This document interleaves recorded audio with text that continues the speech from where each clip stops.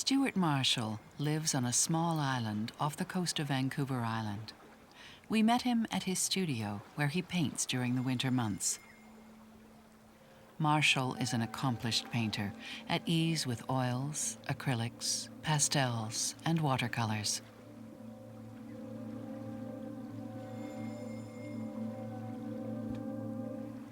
I prefer oils. If I were to choose between acrylics and oils, I'd give up acrylics immediately to be able to use oils if they would only dry quicker, because the color, what you paint is what you get. The colors are so, they are much more vibrant.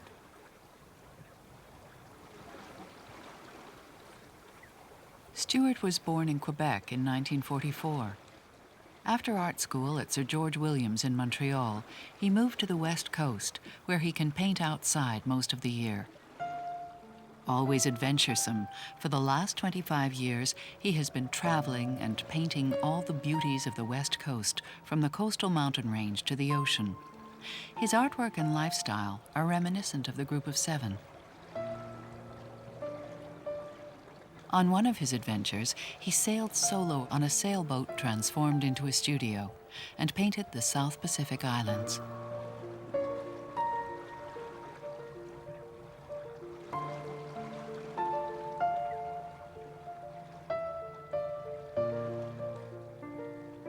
In 1973, he returned to the west coast of British Columbia, where he built his first kayak and started touring and painting along the coast up to the Queen Charlotte Islands and beyond.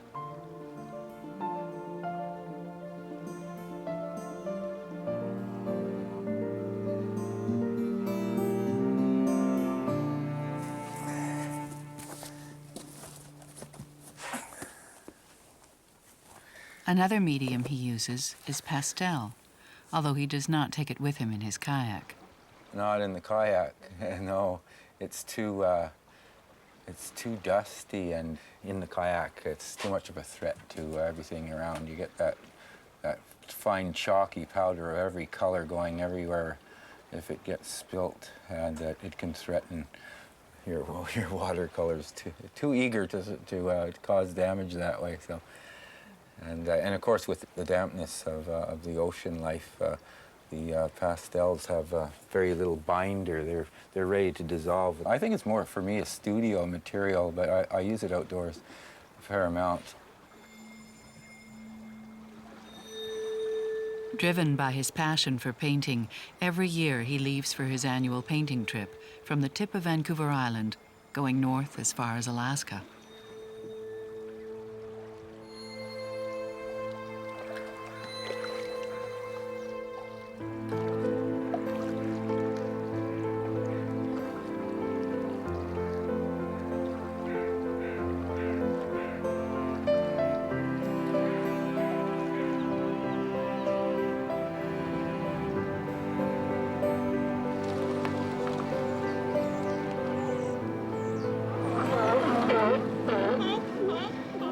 I used to go out for the hooligan season, which is more or less the biological beginning of spring in this country. It's when all the life seems to start to get its first run at things, the feed and the sea lions, the eagles and everything get their first whack at a good meal when the hooligans start to run up.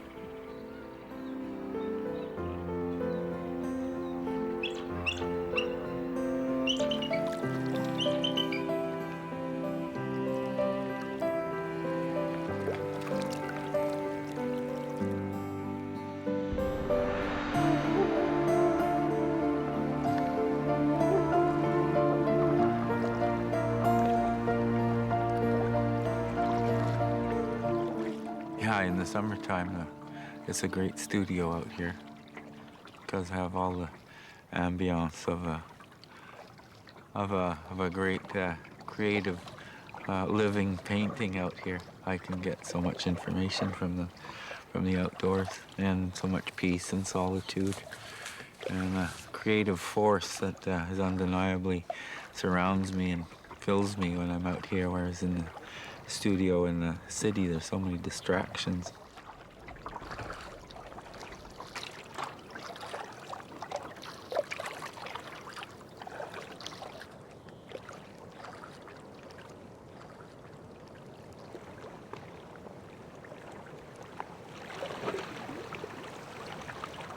I'm a water person. I grew up on the water, and at the same time, as an artist, I've always stuck, strictly to doing my art in lieu of, making a salary to, just as a lifestyle, let's say. So for me to be able to go to be somewhere and not think about making money, which a big part of is, food, clothing, and shelter, I found that was the quickest way when I came out west to have a very broad studio in the summertime.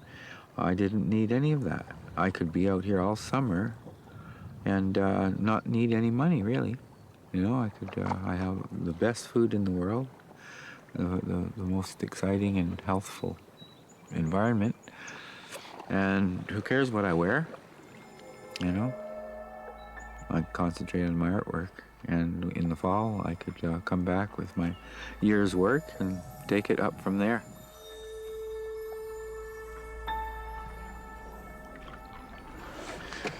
It's fun. Every year things change a bit, and it's always exciting to set out and wonder really what's going to happen this year, in the visual world.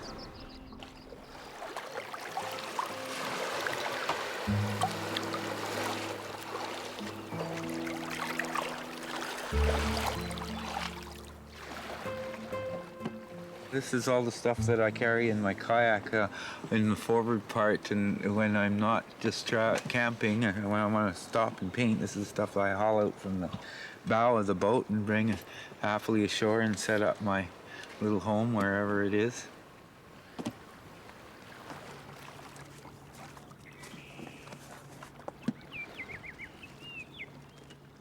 I probably carry about 300 to 400 pounds during the summer between the artwork and water and camping supplies and food and that.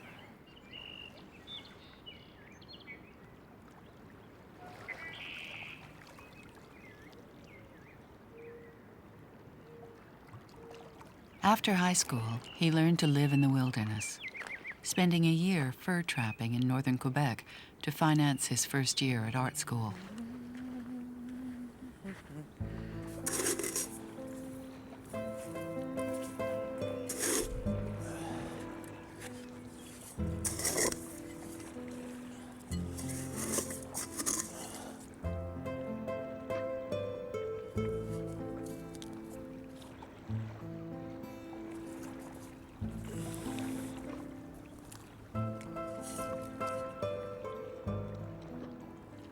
If you do put yourself in a situation where you haven't caught something, you make sure next time that it doesn't happen to you. You make the priority to first to get your food, then set camp, or get your food when the tide is calm. Because 15 minutes later, half an hour later, suddenly the wind will be up and the current will be running, and you won't get another chance that day.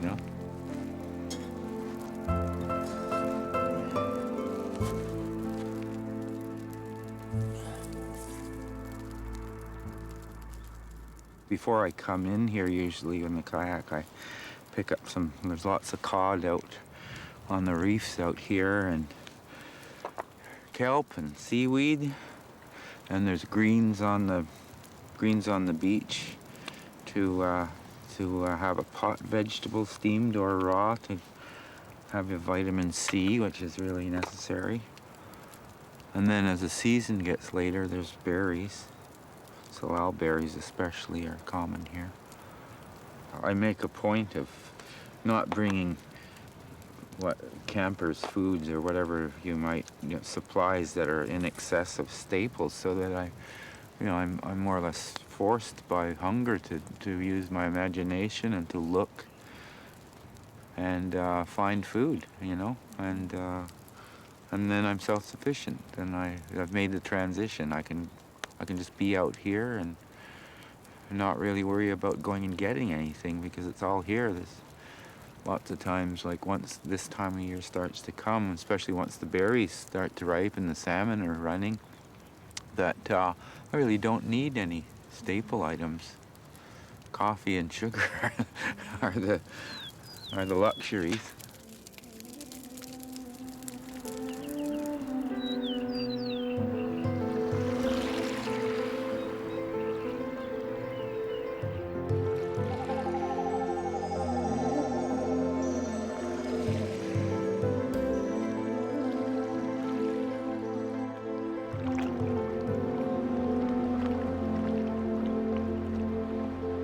I've been painting since I was a young child. I've always had a penchant for going out with my paint box into the wild.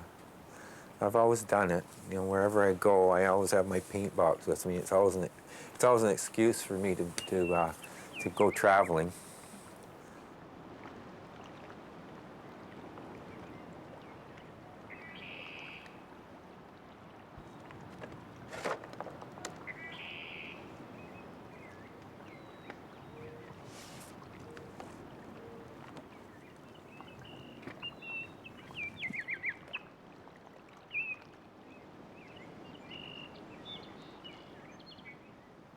I know when I was in Montreal, I would paint almost entirely at night after 11 o'clock at night, and so did most of my painter friends.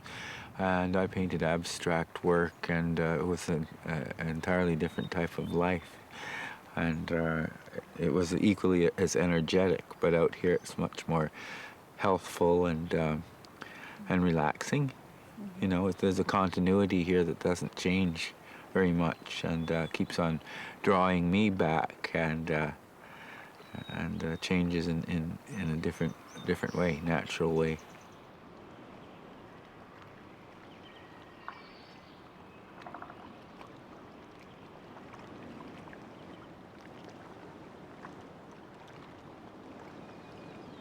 I don't want to contrive or interpret or force upon the viewer anything that I think. Especially, I would rather be filled with a feeling or a perception and just put it down for what it is, honestly, you know.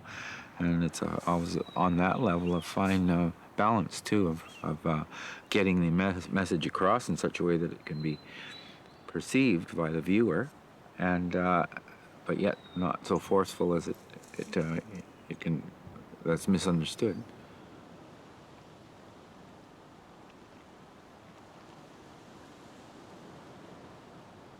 I know why I'm going out, and I let it lead me on, and I watch things wash away. The things that I'm coming out for to get, and the things I'm leaving behind that are not conducive to doing my artwork or distracting to me. I know that this is the process, and it does take a little bit of time, and as I feel the energy coming on, more creative inspiration, I'm starting to see new things. I can amplify that by concentrating on it more and allowing it to occur more. It opens my eyes more. I find myself looking instead of just being. I'm looking at more, and I'm seeing more. And then I allow the process of my imagination to move it one way, try it on this way, try it that way. So I'm starting to see now more in two dimensions, how translating this into information that I'm going to arrange on paper or canvas.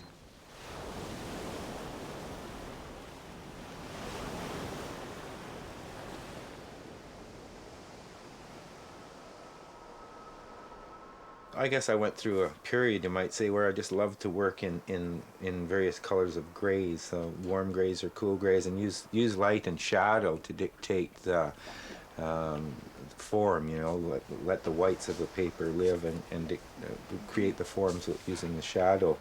If you want white, it's got to be there. So you got to think about how you're going to perform something, very much like batik.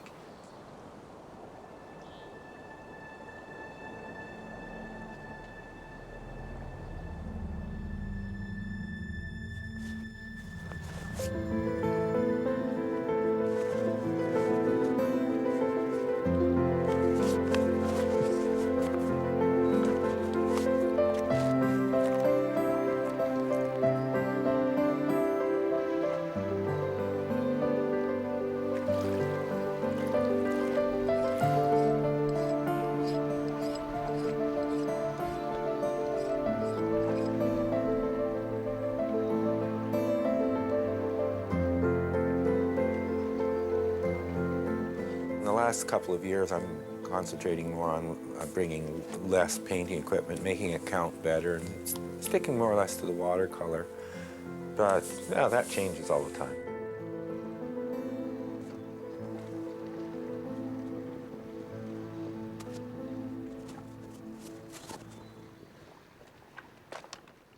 His current kayak is the third one he's built.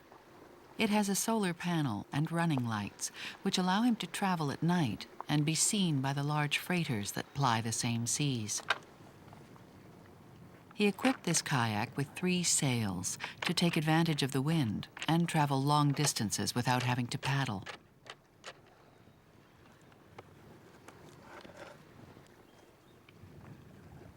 Yeah, I've got an envelope with a few charts in there. I don't usually know where I'm going in the summertime, and so I just put a few in there, and I usually find that I'm missing the area that I'm in anyways. But I've been up along the coast so much that visually I know where I am and what's around every corner. So I just carry a couple of charts that have an overall span right from Vancouver Island to Prince Rupert, and show the general way.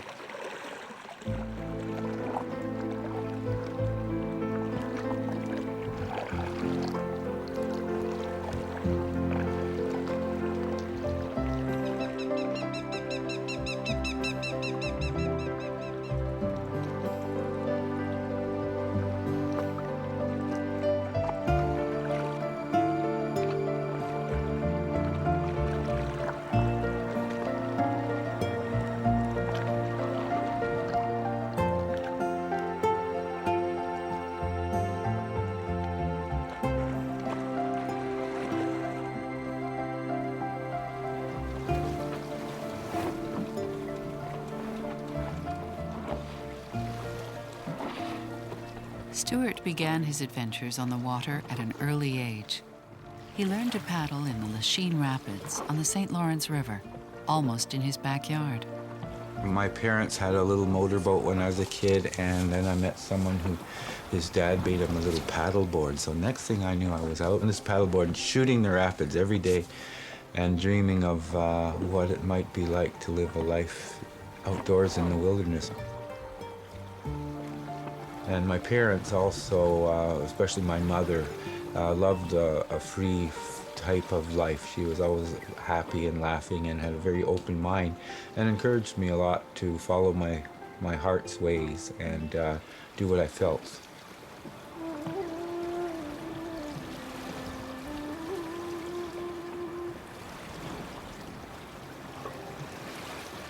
I troll a lot over the side of the kayak, and I put it on a bungee cord like a jolly jumper. So if I catch a fish, he bounces on the end of this thing until he gets tuckered out, especially if it's a large salmon. You know, you want to get too close to those when you're only a few inches from the water, and you make eye contact with them, and they're pretty clever guys, and they put up a good fight when you try and grapple with them by hand when there's a hook flying around.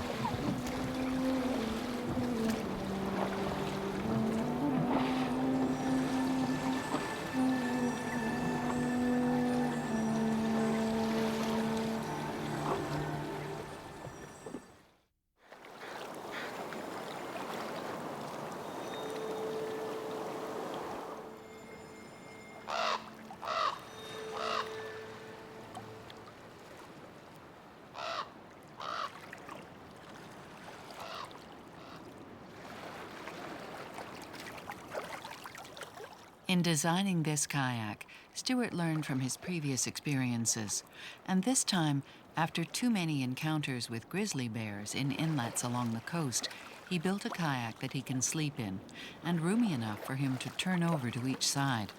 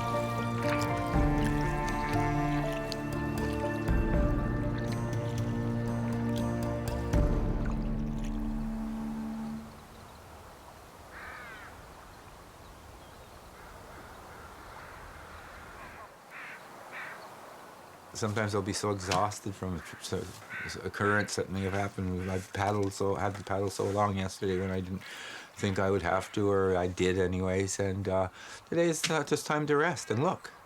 You know, there's nothing worse for me than to try and paint when I'm too exhausted to paint. So don't. And then when I paint, I want to have as much energy and as much information at my fingertips as possible. So I've learned that over time, to have patience and paint when it's time to paint. And I also sort of nurture and culture my mental and creative faculties so that I can actually paint. It's a discipline.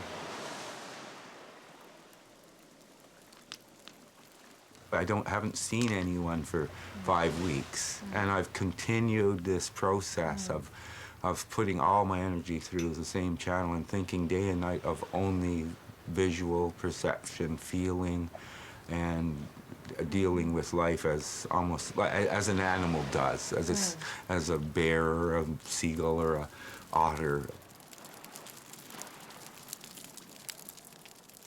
When you're not healthy or energetic, you are not exuberant, you're not inspired. And so for me to get rid of all those things that get in the way of my mind, that is confusion or worry or any tribulations that interfere with peace of mind, release a state of mind that can fly freely like a bird, and then I can follow it.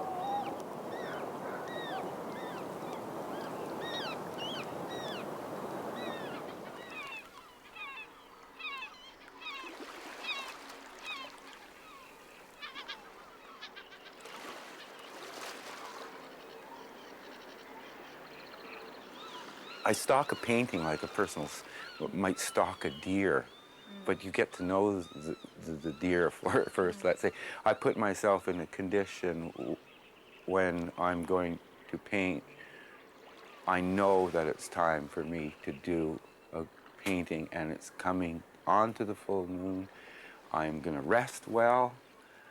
I'm going to nurture myself, culture myself. So I will come to a place and I'll walk up and down the beach for, a day, several days, and I'll check the evening light and the morning light, and I'll think about it and kind of shoulder up to it, and I'll sketch here, sketch there, until I come to know all of the subtleties and understand it on a very intimate level, because it's caught my eye in the first place. So finally, when I've got as much information from all around, then I know, okay, I will not miss the point now. I've caught as much as I can. The more sensitively and the more fully I can understand the subject, then when I put something down, it encompasses all that information there, so I can accomplish.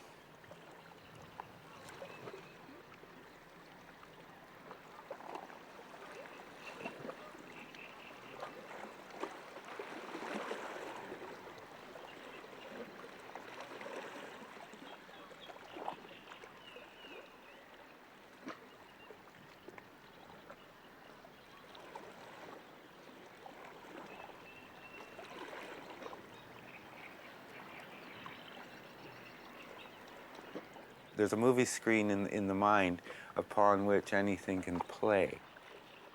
And if I leave that screen blank or open to have projections, and I'm not standing in the way of it. If that's what I'm doing out there for the whole summer, I don't have any interference. Anybody that I talk with or meet, or there's daily, it's a form of consciousness that I can continue on for months and not have any interference.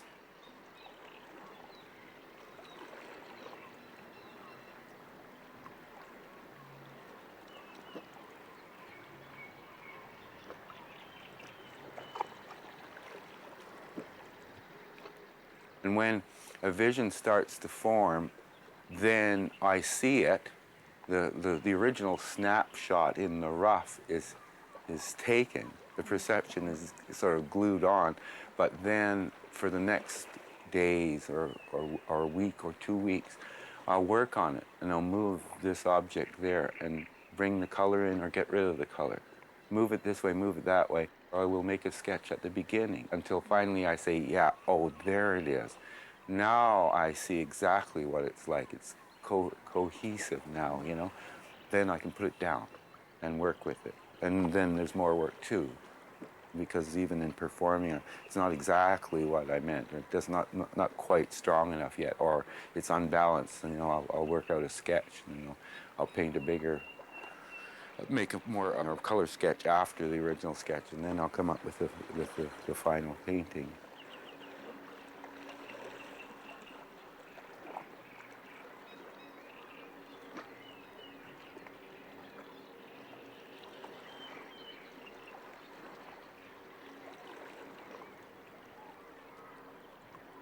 I want to go beyond the normal parameters of what I've known before and what we all know before.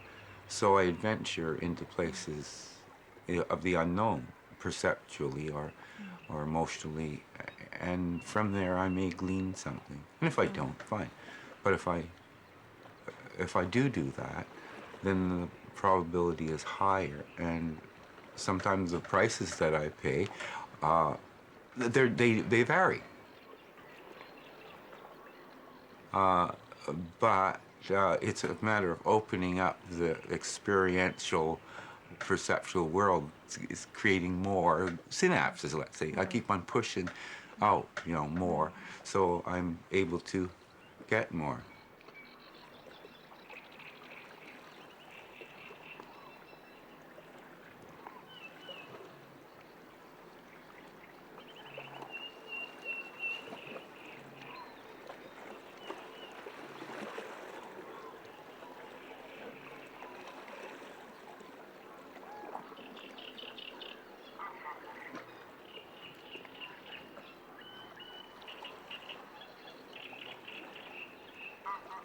There are cycles when I really hunger to concentrate only on expressing and crafting artwork, but then there's a time when I'm exhausted by it. And as I get older too, my eyes can't work for 8 hours on a painting anymore.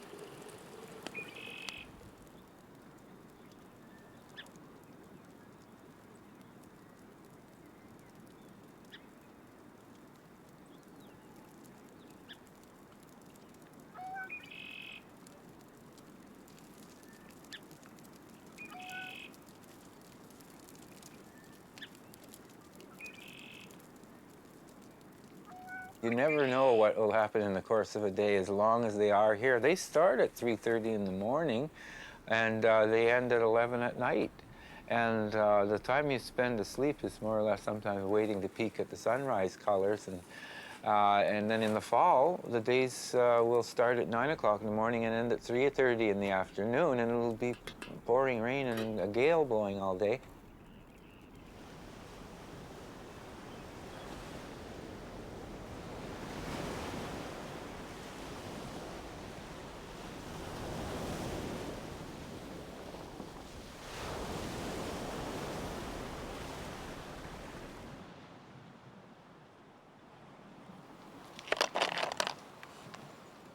Watercolors dry perfectly well in this climate, but sometimes when you're working in the sort of climate that we've got here, we even the watercolors, it's impossible to. You can sit there for hours in some of these rainstorms, and you've started a watercolor. Unless you get some heat source, some drying source close by, it'll be wet, for hours. Too wet to work. The dampness of the air is handy many times because your paper will take the color. It opens up to the moisture. And other times it's a real detriment. There's been times when I want to paint something, but there's no way that it's going to dry. So you can't add more color because it's going to bleed everywhere, and you can't dry it.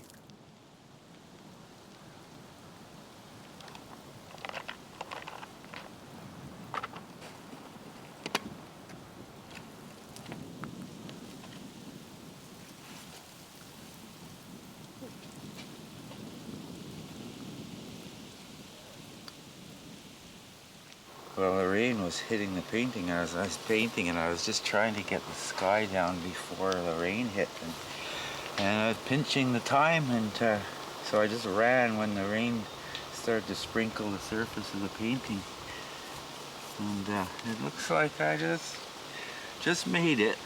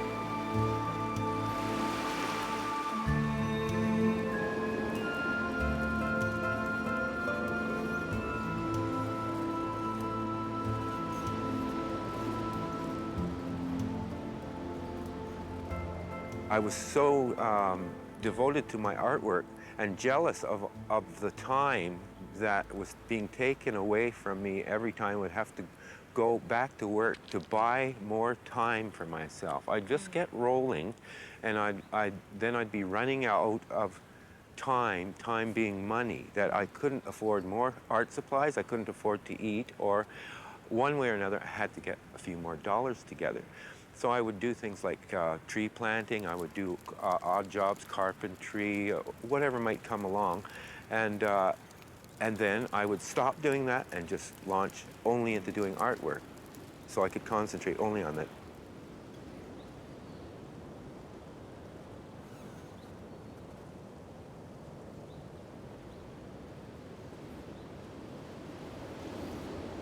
I was wasting so much time not working, not doing my artwork, and there were people all around me who were willing to to support me by buying a painting and giving me the time rather than watch me go and work at something else. To be able to do that for the last 15 years at least now is carry on, knowing that the sacrifices I made before that were a lot worse than the ones that what I'd have to put up now living on the out coast.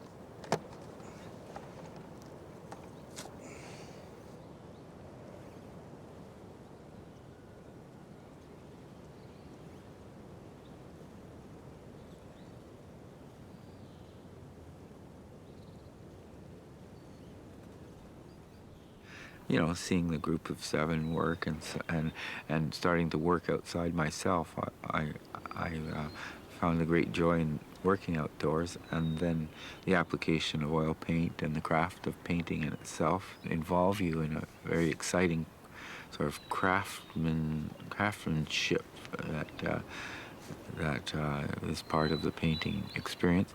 But for the most part, it's the way I feel, perceive, and see and evolve more my spiritual aspect that I'm, interested in portraying, and the use of the landscape as a sort of a medium to translate those perceptions. That's why I don't use things like whales and birds and other things like that, just so I'm not misleading the direction of the viewer. I'm more looking beyond the surroundings or the physical aspects of what's around me.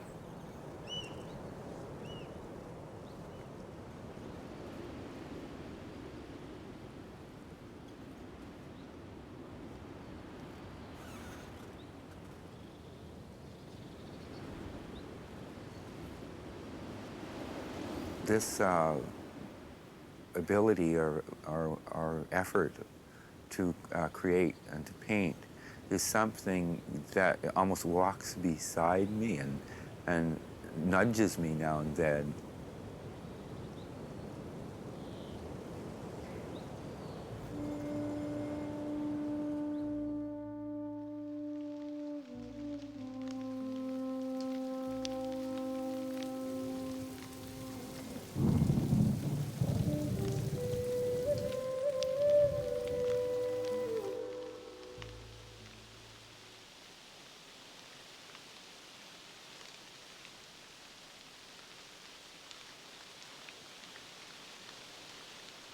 It's not the kind of day that you can paint outside because the ambient moisture is so all permeating that nothing will dry outside, or a little too much moisture falling down. So here I can work on things. I have a little propane burner if things get too wet and I want to dry painting off and keep on working on it. I can just put my little propane burner on it. And this is up around Whale Channel, up around Otter Group in the early morning with the outflow wind. Just this sort of a whimsical vision of the passages up there around Otter Passage.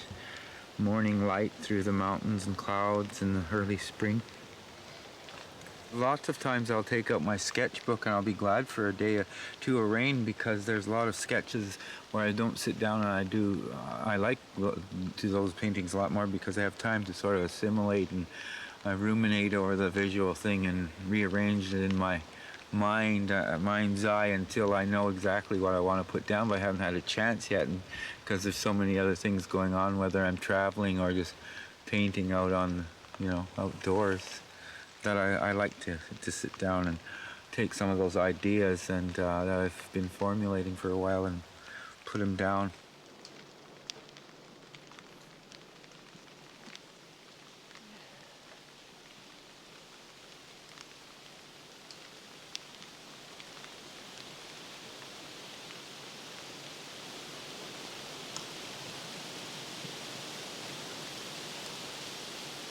I brought about 50 full sheets overall and split some, and I guess there's about at least, must be over 25, must be about 40 sheets in this box, and I've got 2 boxes like this. You know, if I came out of a summer with 10 full sheets of half-decent watercolor paintings that size, I'd be flying, you know. I mean, that's a lot of quality production. You know, if I do 5 paintings that have great possibilities or good possibilities, I'm pretty happy about it on that size, you know. But I do like to have at least 5 anyway after a summer of pieces that are meaningfully well performed, you know.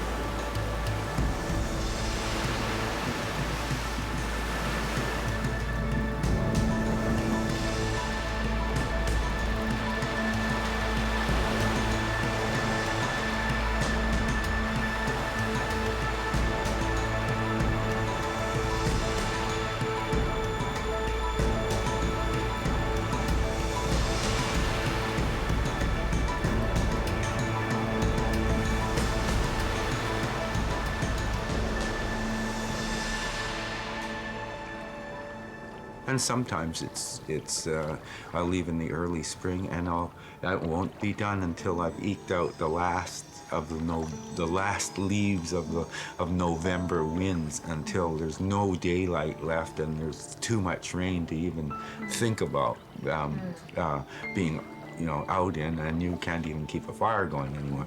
Now everything is come to dead time, and it's too difficult to be out in this environment. And I can make better use of my time with electric lights and inside a studio. Then I'll come back to my studio.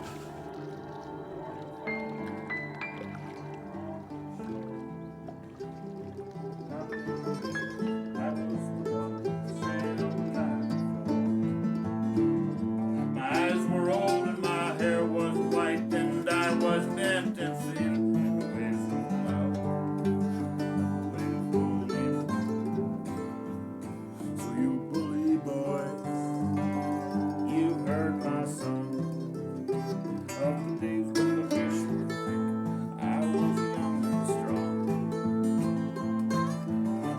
The fate that awaits for you if you hold to your life of sin.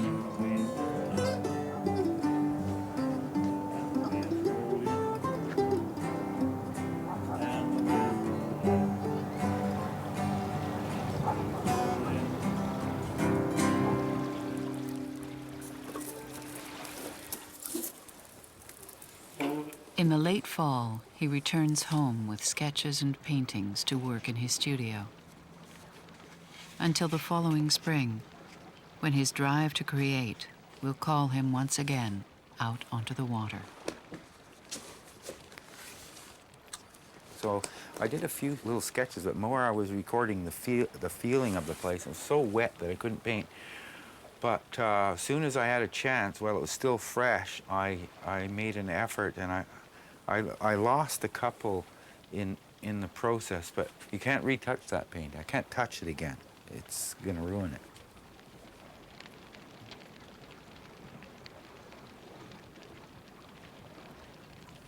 This was Terror Point. As the storm subsided, I kind of took an overview of it, and that was where the wolf came down on the beach. There's a southwest storm subsiding. This is Campania Island, Terror Point, and Calamity Bay. This is only half finished, and I think there's probably about 100 hours in it now. You know, they just had up 8 hours today, 6 hours the next day. It's like developing a photograph. I just got to keep pulling it out. I want to give it more dimension, more contrast, without losing the feeling or overworking the paper.